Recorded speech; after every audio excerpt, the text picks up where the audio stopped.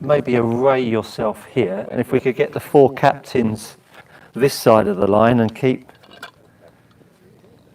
everyone the other side of the line, that would be grand. Yeah, that's it. Stand on that side. Yeah, you're going to need to come over here as well, Simon. Yeah, absolutely. Yeah. Just keep your answers short, that's all. No, definitely maybes, no. I'm not sold on the whole mic thing, but we'll go with it to start with, and then we'll go from there. Paige would assume he's a captain in the standard. He's president. Yeah. Sorry, of course, president. Get yourself over there. Get yourself over there. That will be a standard for the week. If you guys stand that side of me, and then that's it, you come stand that side of me, that's perfect. I'll go the far end. Wonderful. Well, here we are, team. Welcome to Costa Navarino. Hopefully, so far so good. The first impressions are pretty flush. Great resort. We were out in February. James, Simon and I sampled the wine, the food, looked around the golf courses. It was impeccable in February, and they'd only just opened up, and it's now all greened up, so it looks certainly a little bit different and even better. Obviously, you understand the week, what it's going to look like. Will obviously evolve as the week goes on. A bit more insights. If you've got questions along the way, feel free to ask them. But I think it would be amiss if we didn't introduce the 4 captains. You probably have heard of definitely one of them. Roger has had an illustrious career. Played over 618 tournaments, if Wikipedia is correct. I mean, it might be a bit shy on a few, but that's still a lot of tournaments. I think that's something that, there's not a lot of tournament professionals can hold that claim. Playing over 500 events is remarkable. One on the European Tour, 2-time major winner on the PGA Tour, one of only 4 people to do that in the history of the PGA Champions Tour, which is worth a round of applause, I think. Won 3 times on the European Seniors Tour, over 3 million in prize fund. So an outstanding captain, but unfortunately I can't see him winning this week. And then we come on to Paul Nestle. It's a big one to follow that, Paul, to be fair.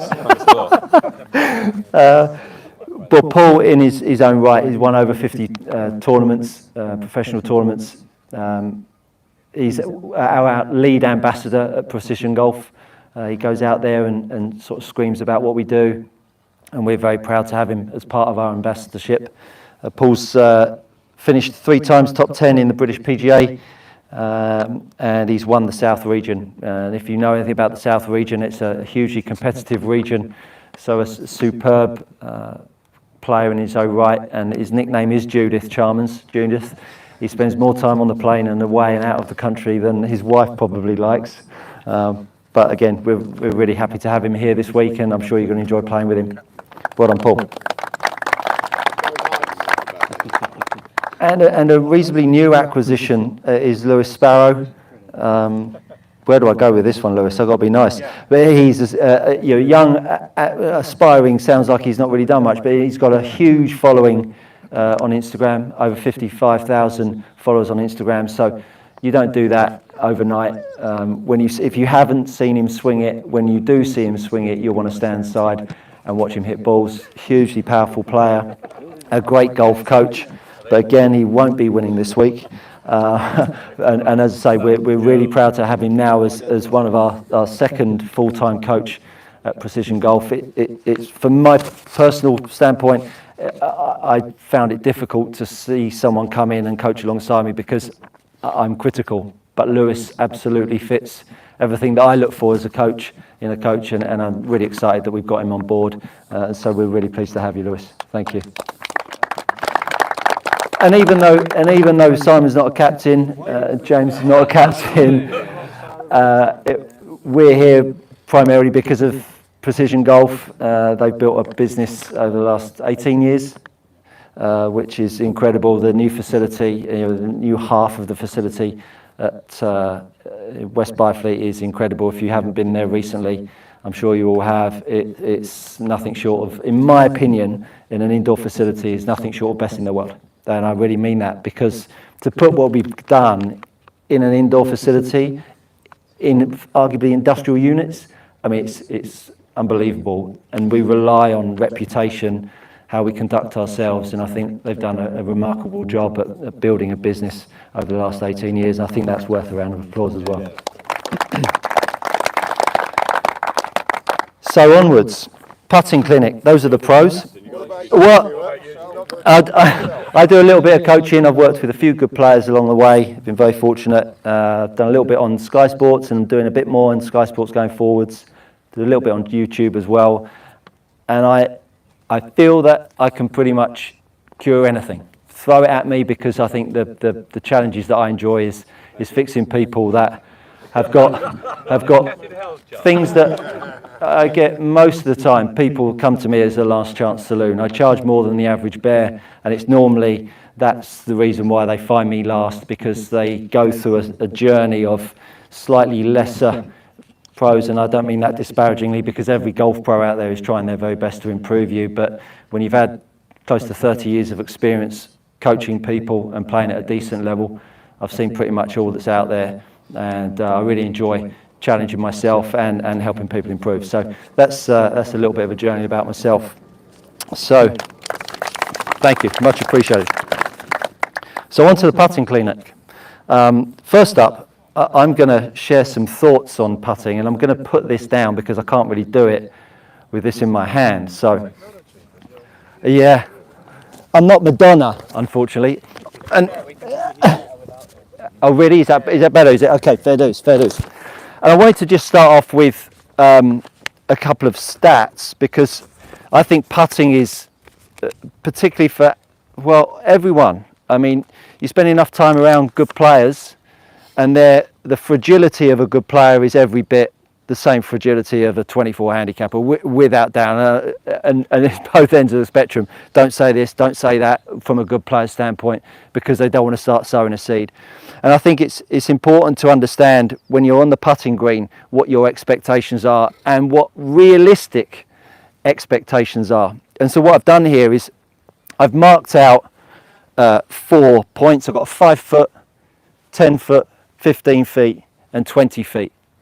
When you say to someone, oh, I knocked it to 20 feet, it might be over here that you see it as 20 feet. Or I missed a 5 footer and you actually saw it this far away. I think, we have a very selective memory when it comes to putting.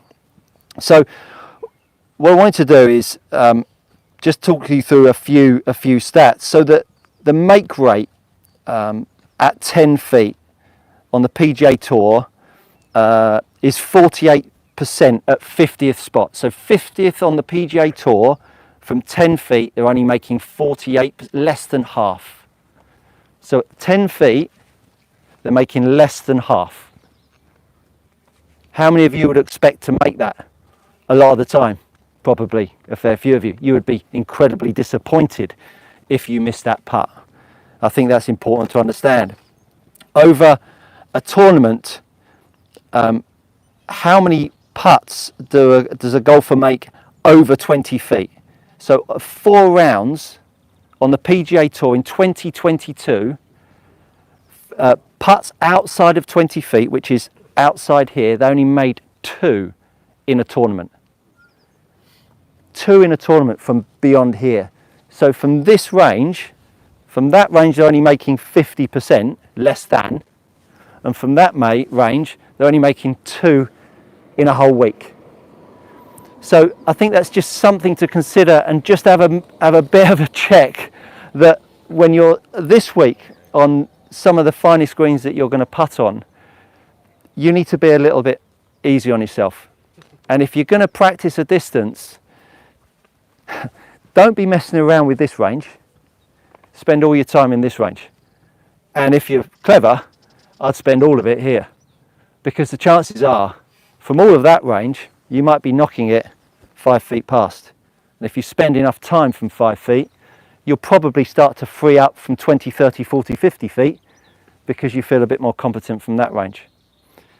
And an interesting stat, Matt Fitzpatrick this season so far has made 92% of all of his putts inside 10 feet. So from 10 feet and in, 92%. It is insane, which only tells you at the moment or well, he just won just recently, how bad his long game's been, right?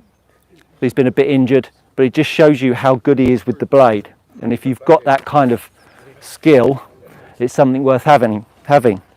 So I'm going to, before we get on to Roger and his insights in making over 600 tournaments, because you don't putt poorly by playing 600 tournaments in your career,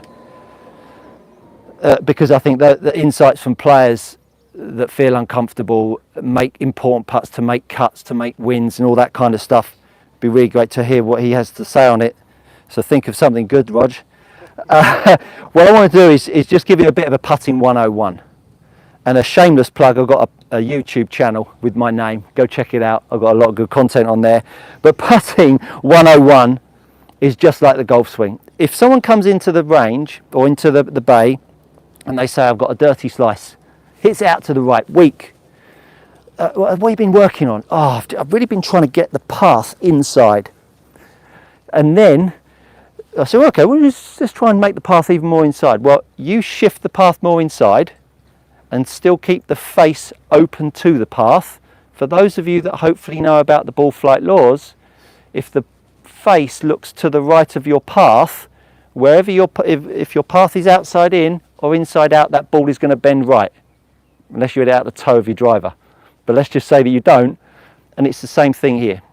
If your face alignment is poor with putting, to start with, you're really going to battle getting it started on line. So this old school chalk line here is pointing, or gives me the opportunity to point my putter face where my hands feel, and B, where the putter is looking. Because a lot of the time, if you go and buy a new putter and you get nicely fit for it, and then in 6 months time you go and change the putter, what you feel in your hands differs from where the face was lined up, because you've now moved the grip in a different position. And that's why, in my belief, people jump from putter to putter to putter, partly because it balances differently and weight and all that kind of stuff, but ultimately they might come across a grip that lines up with their visual perception of where the face is aiming. So what this does is it gives you a chance to stand over the top of the line. I've now got the line on the back of my putter lined up to where I actually need to be looking. So now the two actually physically match. So you've got an absolute opportunity to get the ball started on line. Then you've got two tees, which will tell you where the ball's going to start.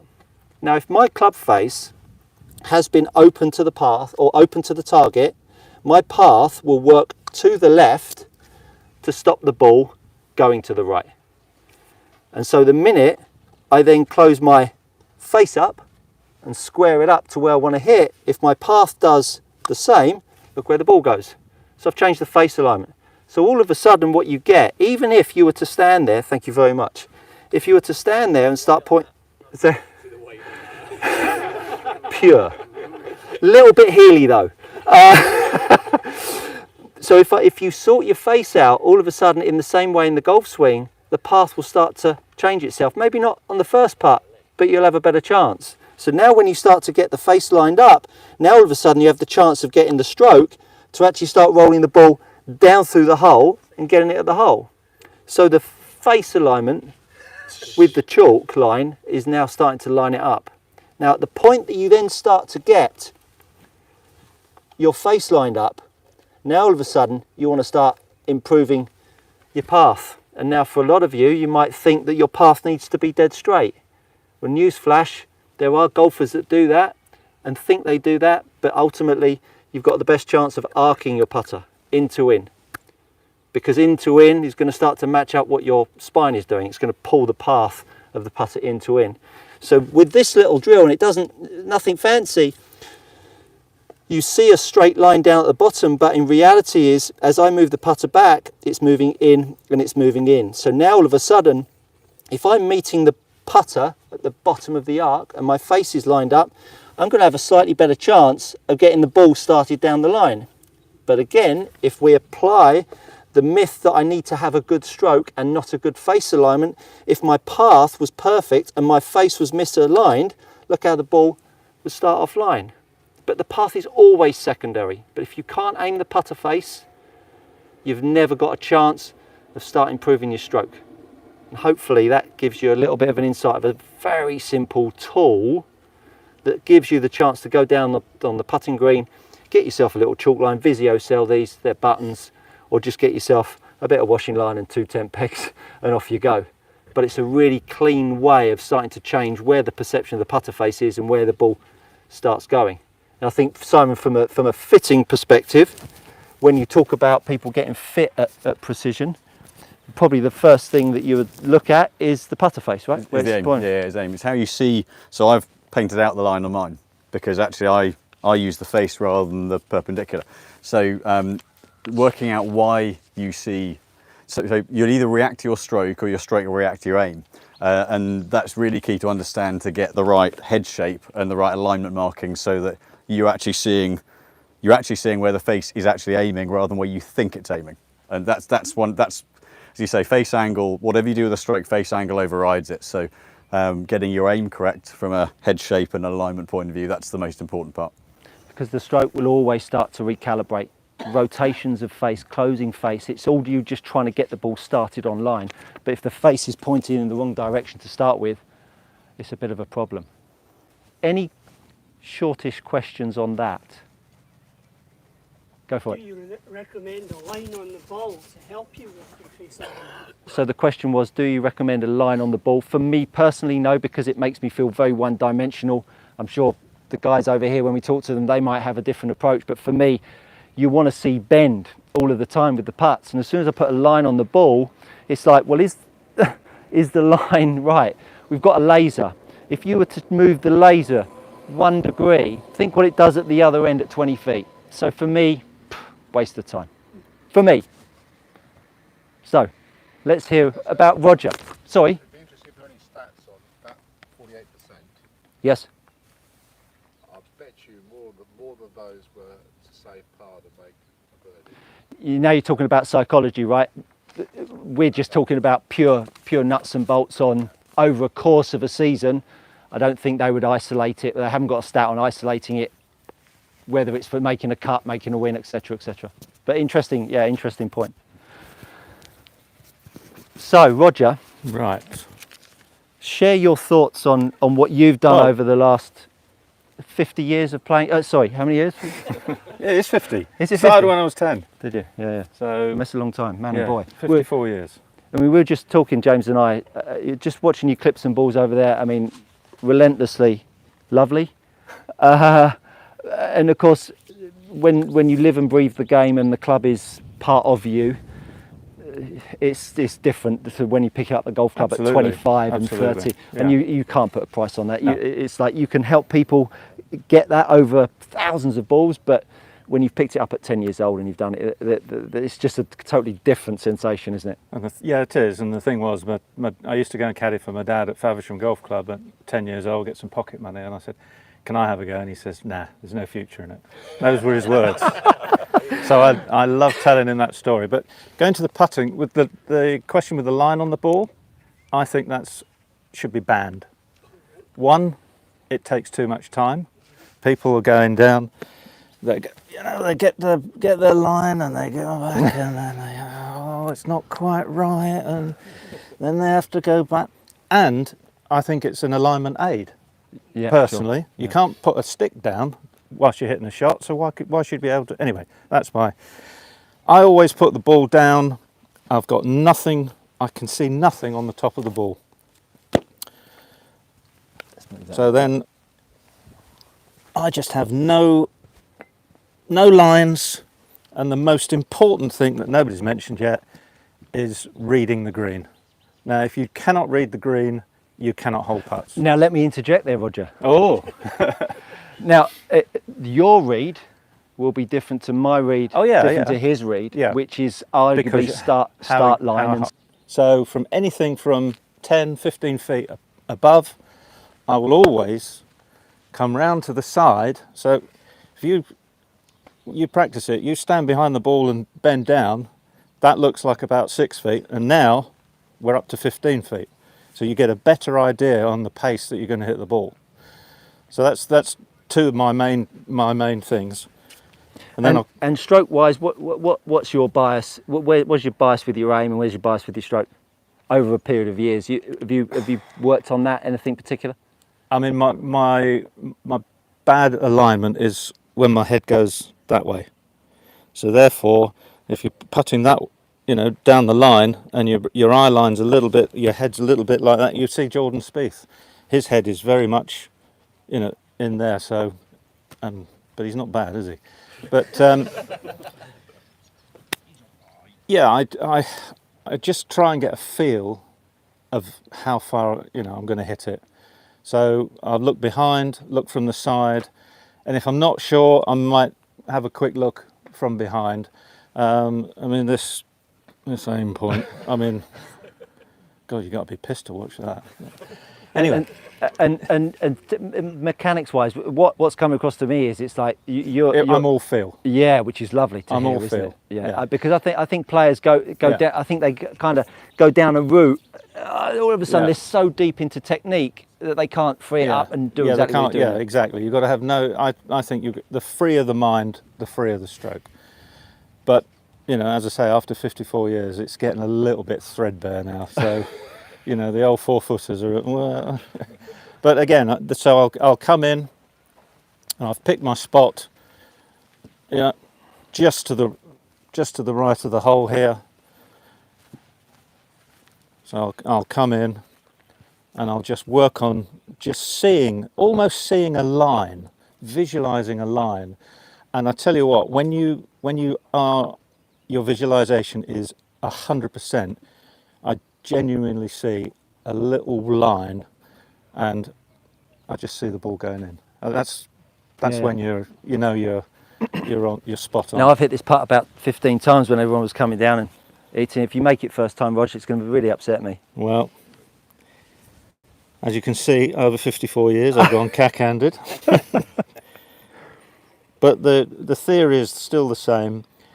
Look at the hole, and then as I come back, I'm looking at the line of where the ball's going to go. So it's just outside hopefully just outside the right.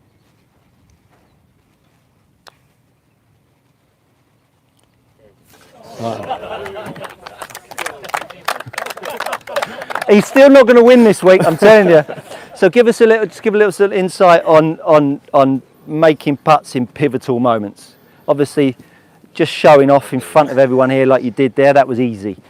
But no, making cuts and winning tournaments, I mean, they're very similar. Making cuts slightly difficult because you're thinking about what you're going to lose this week. More so with making the cuts. If you're on the mark, coming down the last, and you've got to make 4 at a 480-yard par 4 hole, the pressure is on because if you miss it, if you make bogey, you don't earn any money. And when you have 5, 6, 7 cuts missed in a row, at today's prices, you're talking 25 grand. It's costing you to go out there and play, and nothing's coming in. So there is a lot of pressure, and I think people say there's a lot of pressure with the guys who are winning all the time. The only pressure they've got is winning. Money doesn't mean anything to them. But he worked out, he had this way, that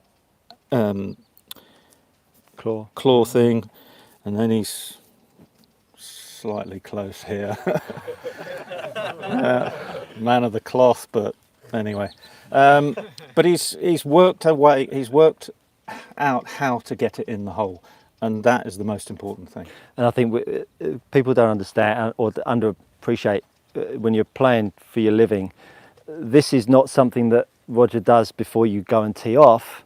It's what you actually come down to the range and go and practice, because often the case, most guys will grab a couple out of their bag, they'll hit a couple of putts. Well, that's the putting practice done for the week. Yeah. Off I go, hi-ho silver. But of course, that's not as easy as that. That's not the way. That's not how you improve putting. And people don't really get the real value of how good putting feels and how efficient it makes your scoring. Yeah.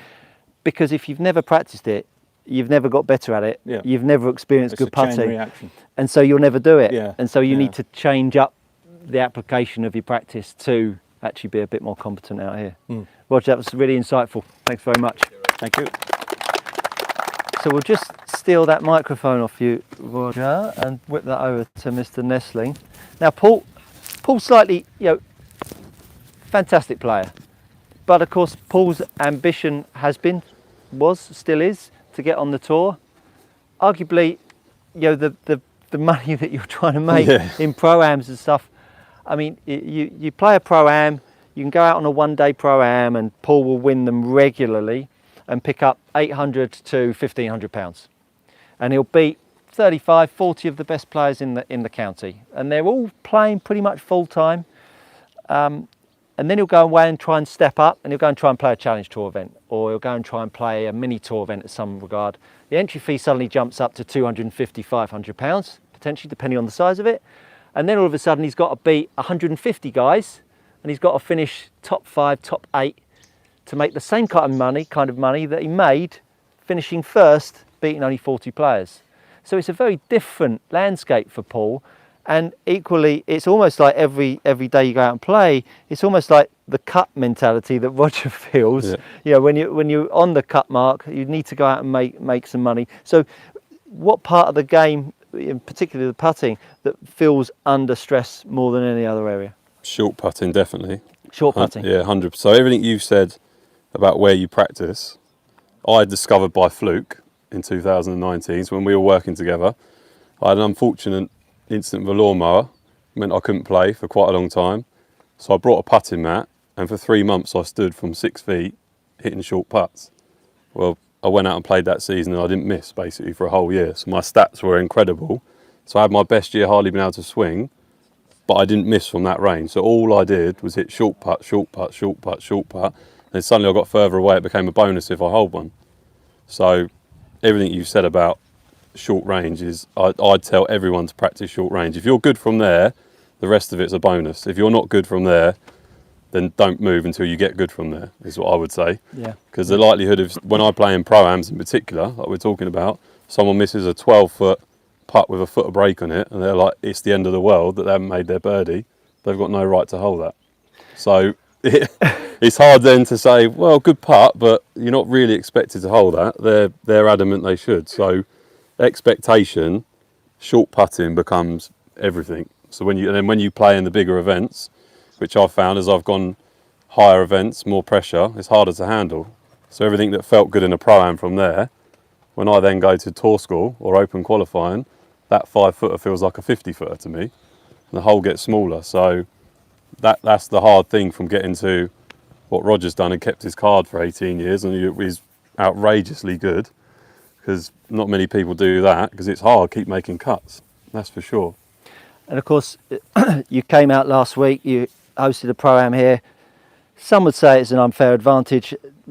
Again, I don't think you're going to win this week, but it is an unfair advantage. Obviously, we can see on the putting green here, they're really quite slopey. 3-4 feet around the hole. We've all been at home on our slower greens running at 6, 7, 8 if you're lucky, and now all of a sudden they're running 9, 10, 11.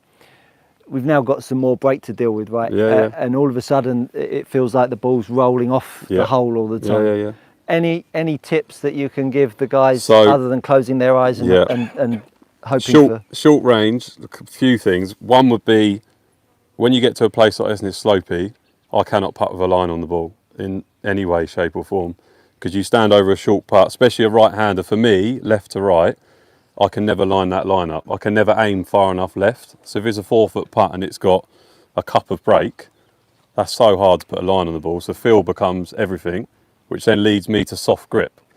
So whenever I'm bad, I feel like the grip gets so tight in my hands, so soft becomes everything and standing tall. That's my things as soon as I get to short putts. Because I know when I'm bad, I'll get over it, tight with a putter. If you're tight with a putter, it's because you're anxious. And when you can see the hole, you get more anxious. I think you'd all agree. Because you believe you should get it in. So when you miss one, it becomes World War III in your head. So once you miss one, it becomes difficult. So I would say as soon as you get to short range, take your time, grip it softly, and play for the break. So if you're lining it up with a line, it's very difficult to feel that in the hole, I would say, from short range. There might be some people here who swear by a line. I mean, Tiger uses a line, so he's a pretty good putter. But What's he done? Not a lot. What's he done? But I would say that he lines that up pretty much where it should be every time he hits it. And none of us, as you say, none of us do. Yeah. So short range. And the other thing that I quite like to do, when I get to short range, especially when I'm practicing, is I get tight gripped. So I feel, if I do it with one hand, I just feel a bit looser. So when I'm practicing, I might stand and just feel that you're just feeling that you're just working back and forward, just with my right hand only, and just trying to feel soft on the grip, because you don't feel as if so tense. As soon as you get two hands on, they've got to work together, it gets a bit tense. So that's something I like to feel, especially short putts. But I will hit, before a tournament, 40 putts from inside 3-4 feet. And then I'll go and hit some long ones after that. But if you, as I say, if you cannot hole it from 3 feet, why would you think you're going to hole it from 10 feet? Which I see, because I play too many pro-ams, I see it a lot. A fair amount. Very much a lot. Useful insights. Thanks very much, Paul. No problem. Cheers. So we'll bring Lewis in. We've talked about the discomfort close range. Let's talk about. Yeah. He's young. He's handsome. Swing to die for. Yeah. Let's talk about a bit of long range putting. Yeah. What would you recommend as a way of improving some long range putting? I mean, this week is going to be interesting because we've got some really different tiers of greens. What might you recommend the girls to do? I think this week will be particularly interesting. I mean, a lot of you might play at courses where the greens are particularly fast. But even when you look across here, you can see all the undulations up the slope at the back, but you can also see the dark to the light grain. I mean, from mine and Stuart's perspective here, I mean, up to where you are, George, is dark. And then as you go down that hill, it starts going lighter. You see the shade of grass changes, which is basically telling us that, you know, up this hill, it's going to be slow and into the grain. Whereas when you get over that ridge, it's going to start working downhill, down grain. So I think this week will be a really interesting test. When you mean interesting, do you mean really tough test? Really difficult, particularly for some of us. And I think, you know, I'm not as accomplished playing wise as these guys are, but I have taught, you know, hundreds if not thousands of lessons. So I think my kind of thought here was that I would basically tell you guys what I typically see in your average golfer. You know, I think that's quite relevant for you guys. Obviously a big variety of handicaps, but I don't know about you, but when I do putting lessons, I would basically start off, if they want to work on pace, you could get someone hitting 10 or 15 putts from the same spot, which sounds bizarre. But when you look at their almost shotgun style scatter around the hole, most people I've always found are relatively good at line. Like they never miss it, you know, 4 feet left or 4 feet right.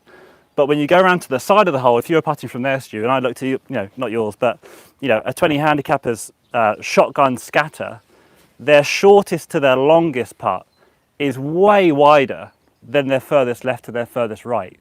So it's always like, you know, pace is just, in my opinion, outside of short putts, one of the most important parts. It's going to stop the 3-putting because you can hit a putt bang on line, but if you hit it too hard and it trickles that 5 feet past, then you've got that knee tremor on the way back, which we all hate regardless of how good you are at putting. So I think learning to dial in your pace would help shorter putts. It would help you get a more consistent read as well. So if you're not very good at actually hitting the putt at a very similar pace or a similar tempo stroke, then reading the putt becomes a little bit more difficult because then you don't really know whether you're going to hit it hard and it'll come off quick or whether you're going to allow it soft and allow a bit more pace and allow a little bit more break. So distance control is the biggest key for me, and it's generally out of line and distance. People are usually worse at distance control than they are at line. So I would basically, you know, find yourself working your way back, and you could go, you know, 5, 10, 15, 25 feet. And what I would work on is maybe do 2 or 3 balls from each station and try to keep the same tempo stroke if you can, but change the length to match the tempo. So you're not trying to think, you know, like that old adage, never up, never in. You're not trying to thump it in the back of the hole. You're trying to gauge almost a dead weight mentality. And you guys might think different, being, you know, top class putters. You might try and think shorter putts, hit it a bit firmer or whatever it might be. But yeah, used to, yeah, a bit more confident. But I think if you get good at almost controlling this almost dead weight where the ball is just trickling into the edge of the hole, you make the capture size of the hole so much wider. Whereas I think I was always told as a kid, just thump it into the back of the hole. Whereas if I'm, you know, I might allow myself an inch in terms of lateral miss and if I hit the lip, it's going to lip out. Whereas if I'm better at controlling this dead weight pace, I can give myself more forgiveness on my lateral miss, because you can catch the edge and it can drop in. So you make the capture side of the hole much, much wider when you are better at pace. And sometimes I think we're so desperate just to try and smash it in the back of the hole, be confident, hit through it, hit to the ball, or hit to the hole. Whereas actually I sometimes think it's not the best advice, because you could end up just as far away as you were, but the other side of the hole. Whereas actually trying to work on stroke tempo and matching the tempo to the length of the stroke through different length putts is a more efficient way of losing 3 putts, and also just coincidentally making the hole get in the way of the ball. And I kind of like this almost like backseat mindset of, I'm not actually trying to hold the putt. You know, it's a numbers game. If I have good pace and therefore I get better at reading my line, the hole will naturally get in the way of more putts. Whereas if you're forcing it, hitting it harder and harder, you have to be so good at your line that you'll thump the back of the hole and it will drop. But actually, yeah, if you're an inch out, you're probably going to lip out. So I think pace control's biggest key. Good insights there. Good insights there. So hopefully we've touched on. Yeah. Thank you. No, Yeah, cheers, very thanks, good. thanks. Very good. We've touched on some short range putting, bit of technique, but now we need to get down to business of the shootout. So the way the shootout's going to work is we're going to now break off into your teams. As I explained on the transfer, you need to find 2 guys or girls that are going to represent your team with the pro. You can't do more than 1 shootout. So whoever does today's shootout can't do tomorrow, but everyone will do the shootout on the par 3. So we've got 2 holes set out. We've got a short putt, we've got a long putt, and you're not allowed to practice it. So with the precision golf marker, we're going to be putting down to this hole. I was watching, nobody actually hit that putt. So that's going to be the short one in a moment. So that one's out of bounds. No, that's the short one. Well, you haven't seen the long one. You haven't seen the long one. Look, if it was 6 feet, we'll have to get the tape measure out, and I'll then be doing millimetres now that you've heard this great reading and line advice. And then The only thing that matters is a short putt. Alan, nobody knows a smarty pants. And then the long putt, you see from behind Alan there with the precision golf tee marker, is going to go all the way down to that bottom one. So there's the short one, and that's the long one. Now you can't practice either of those putts. So if I see anyone on it, apart from my team, yeah. So have a little. So go off into your team. So let's have Roger's team over in the top left-hand corner. Let's have Lewis's team over in there. And then we'll have Paul's team over here, and the winners just over in the corner. So that was the putting clinic. We've got to crack on now and do the shootout. Exciting times. Hopefully you picked up a few tips there. If you like this video, do hit the like button, share and subscribe with your friends while you're here, and we look forward to seeing you on the shootout.